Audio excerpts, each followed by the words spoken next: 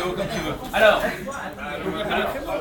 d'abord, vous allez tous vérifier que les pendules sont bien allumées, affichent bien 15.00, que les leviers sont bien relevés du côté des joueurs qui conduisent des blancs. Ok. Normalement, les échiquiers sont bien placés avec les classes blanches à droite, on ne sait jamais. Hein? Oui. Alors, qui ne connaît pas le fonctionnement de la pendule? Ouais. Alors, au moment où je déclencherai la ronde, le conducteur des noirs devra enclencher le temps des blancs. Donc pour ça, il faudra appuyer sur le bouton du milieu. Le bouton du milieu, bouton carré et le bouton marche arrêt. D'accord? Une fois que le joueur aura joué, une fois que le joueur blanc aura joué, il appuiera sur son côté de pendule. On parle pas en même temps que moi, s'il te plaît. Hein? J'ai peur. Hein. Et à ce moment-là, ça va arrêter son temps et commencer à déclencher le temps de son adversaire. C'est une cadence KO. C'est-à-dire que le temps va tomber à un moment donné à 0 si vous avez besoin d'aller jusqu'au bout. Ok? Auquel cas, le joueur dont le temps est épuisé a perdu, sauf si il n'a pas suffisamment de matériel pour pouvoir mater. Roi nu, roi fou, roi cavalier. Ça mate pas. Deux cavaliers aussi. Non, mais c'est vraiment c'est un boulet en fait qui va dans le Mais si son adversaire Donc, ne se rend pas compte.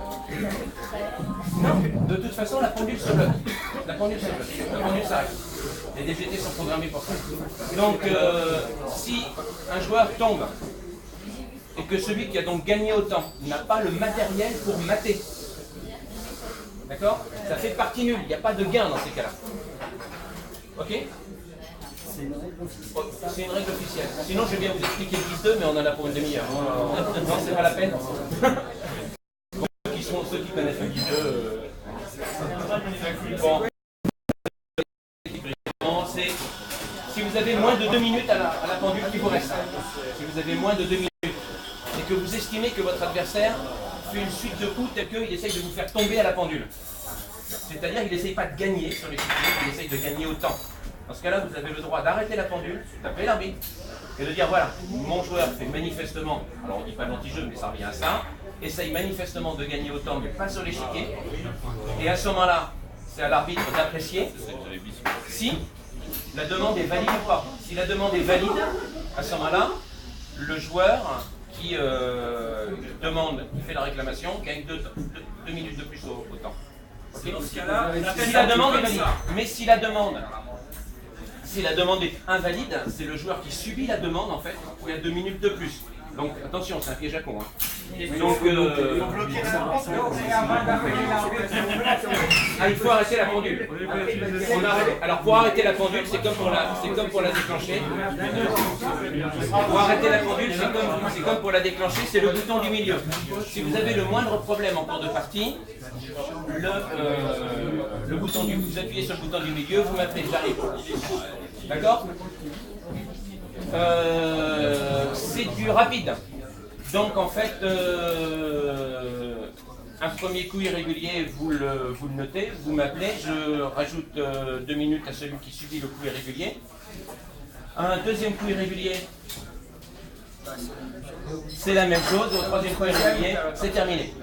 La partie est finie, la partie est perdue. D'accord? Bien, en fait c'est les mêmes règles que pour le cadencement. Alors, j'ai vu ça sur le forum, donc j'ai mis mon grain de sel. Normalement, quand on touche une pièce, on doit la jouer. C'est pièce touchée, pièce à jouer. Hein, et pièce lâchée, pièce jouée. Sauf si, évidemment, la pièce touchée va produire un coup irrégulier. C'est-à-dire si on se met en échec volontairement en jouant cette pièce-là. C'est pas possible, c'est interdit, on n'a pas le droit de se mettre en échec volontairement. Donc dans ce cas-là, de toute façon, si vous avez un doute, vous arrêtez la pendule, vous m'appelez. Et moi je règle la situation, ne t'inquiète pas. Mais si le coup est irrégulier, de toute façon, je ferai jouer une autre pièce. Mais normalement, une pièce touchée peut être jouée. Sauf si, donc pièce touchée, pièce à jouer. Maintenant, vous pouvez très bien remettre en place vos pièces, hein, comme ça, jouer au taquin, j'écoute vos pièces et dire je double. Voilà, je double.